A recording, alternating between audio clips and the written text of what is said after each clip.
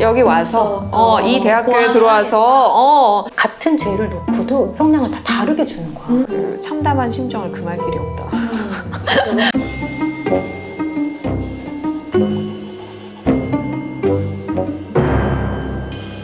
요즘에 천재 역할을 좀 맡고 있어. 너무 어깨가 무겁네요.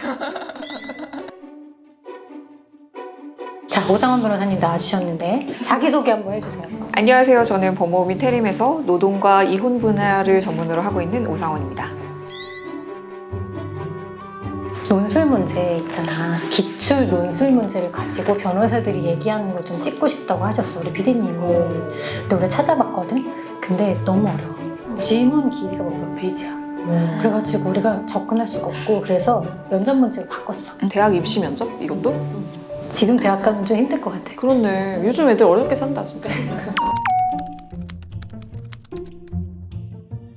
만약 자신이 재판을 받는 상황에서 사람과 인공지능을 판사로 선택할 수 있다면 어느 쪽을 선택하시겠나요? 너무 귀엽게 생겼어. 윙크했어.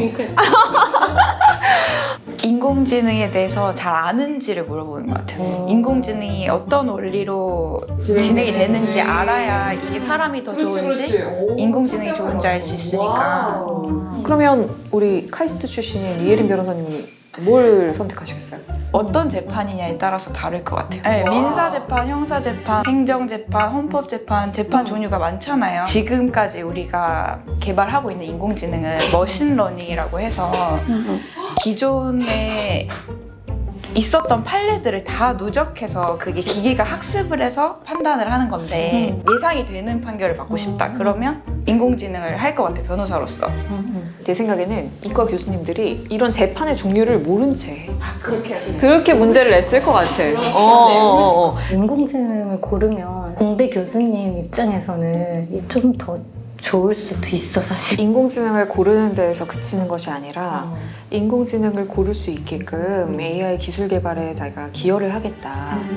당신에게 사사를 받아.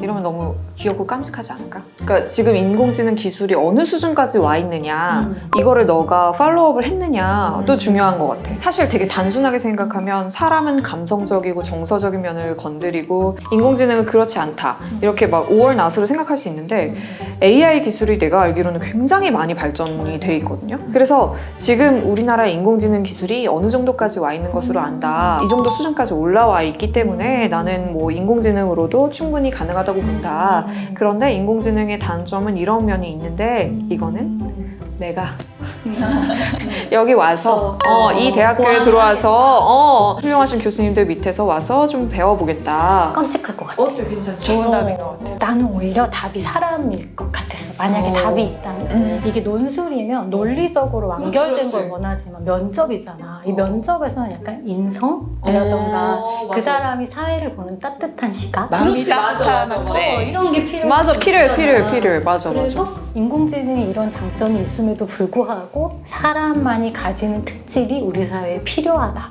나는 아직 인간에 대한 신뢰를 가지고 있다. 나왔는데 이런 거야? 나왔어. 대부분 삭제해 주시겠어요? 인공지능 판사의 판단이 더 예측 가능할 수는 있을 것 같아. 이것 때문에 내가 기사를 몇 개 이렇게 보다 보니까 뭐 그런 게 있더라고. 사람 판사의 경우에 식사 시간과 연관 관계를 본 거야. 그러니까 예를 들면 뭐 영장 기각률이 점심 시간 직후에는 사람 마음이 좋아지는 거야. 판사님도 되게 온화해지는 거야. 근데 배가 고픈 시간쯤으로 가면은 조금 예민해지죠. 예민하고. 사시나 변호사 시험 볼 때 그거를 어쨌든 채점 교수님들이 하시잖아. 근데 그 0.1점 0.5점은 정말 그 아침에 뭐 신호등에 걸렸는지 뭐 여러 가지에 따라 다를 수 있거든, 사실은. 맞아요. 그러니까 그런 식의 편향은 인공지능이 좀 적을 수는 그렇죠. 있잖아. 그렇지. 적을 수 있지. 근데 우리 판사님들이 되게 오랜 시간 고민을 하시고 하나의 판결문을 작성하시기 때문에 영장 기각 이거랑 또 다른 문제일 수 있어. 저는 이제 서면을 쓸 때 제 시그니처 문장이 있어요. 그 참담한 심정을 금할 길이 없다. 그러니까 이 사건에 대해서 진지하게 고민을 해주십사 또 읍소를 하는 거거든요. 근데 그렇게 생각을 하면 달라질 수 있는 사건들이 분명히 있다고 생각하고 저는 그거를 믿고 그런 문장을 쓰는 거고 진심으로. 그리고 우리가 판례를 찾더라도 내 사건에 정확히 부합하는 사건이라는 건 있을 수가 없어요. 네. 알파고하고 이세돌이 바둑을 둘 때 데이터에 없었던 수를 딱 두니까 알파고가 실수를 했잖아요. 근데 정말 그런 전무후무한 그런 사건이 있을 때 예기치 못한 판결을 내리면 우리가 이 판결을 따라야 된다라고 다들 합의를 할 수 있을까, 그런 문제도 있을 것 같아요. 미국에서 형량을 매기는데 이 사람이 재범을 저지를 확률에 따라서 같은 죄를 놓고도 형량을 다 다르게 주는 거야. 휘파스인가? 막 그런 프로그램이었는데 인공지능이 그럼 뭐를 기준으로 이렇게 판단을 하고 있지를 역으로 분석해서 들어가 보니까 흑인이면 더 높게 그리고 못 살면 경제적으로 이 사람이 힘든 사람이면 더 높게 이런 식으로 판단을 하는 거야. 그러니까 일종의 편향이 있는데 그게 알고 보면 지금까지의 판례를 분석을 해보면 실제로 흑인이 범죄율이 좀 더 높고 경제적으로 어려운 사람들이 범죄율이 좀 더 높잖아? 그럼 이제 그걸 그대로 반영을 해서 자기가 예측을 해버리는 거지. 그러니까 AI는 언젠가는 도입이 될 것 같고 1심 판결은 AI가 하고 2심은 판사들이 하고 우리가 3심 제도니까 중국은 이미 양형 사유를 AI가 이렇게 정리해서 판사한테 준다고 하더라고요. 중국? 네. 대단하네. 에스토니아인가? 거기는 소액 심판에서는 AI가 판단을 하는 우리도 그렇게 될 것 같아. 면접이 부담스러운 절차잖아요. 근데 생각을 해보니까 우리가 한 명을 뽑는 게 아니잖아요. 대학교 입시는 특히나 더더욱. 그냥 그 평균의 범위 내만 들면 되는 거예요. 어떻게 보면 1등은 또 안 뽑을 수도 있어. 너무 천재적이다거나 너무 튄다거나 그냥 중간 정도 바운더리에만 들어오면 되니까 그렇게 부담을 가질 필요는 없는 것 같아요. 그래서 이 정도 영상을 보시고 좀 공부를 하셔가지고 좀 대비를 하시는 것도 방법이다. 상원이는 실제로 사람들 뽑기도 하고 있잖아. 지금. 최근에 봐가지고. 그러면 면접에서 사람을 고를 때 제일 주된 기준은 뭐야? 그게 바로 외모? 사회성인 것 같아. 이럴 거야? 겉감지? 주된 기준은 사회성?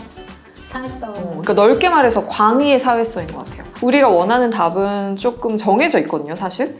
어쏘 변호사, 주니어 변호사로서의 덕목, 자세, 그리고 사건을 수행하는 자세, 뭐 이런 것들이 사실 정답이 조금 정해져 있는 질문들을 많이 하는데 또 그것조차 그 정답에서 벗어나는 답을 하는 사람들이 있어요. 그게 왜 면접장에 가면 전부 다 천편일률적인 대답을 할 테니까 나는 좀 다른 대답을 하고 싶다는 생각이 들 수 있잖아. 맞아요. 근데 실제로 보는 입장에서는 그 답이 너무 참신해 이러다기보다는 이게 무슨 소리지? 맞아. 이럴 때가 있는 거지. 뻔한 답이라도 그 대답을 되게 진정성 있게 한다든지 진솔하게 그리고 차분하고 겸손하게. 사람이지. 우리 지금 사람이라고 해야 돈 버는 거 아니야?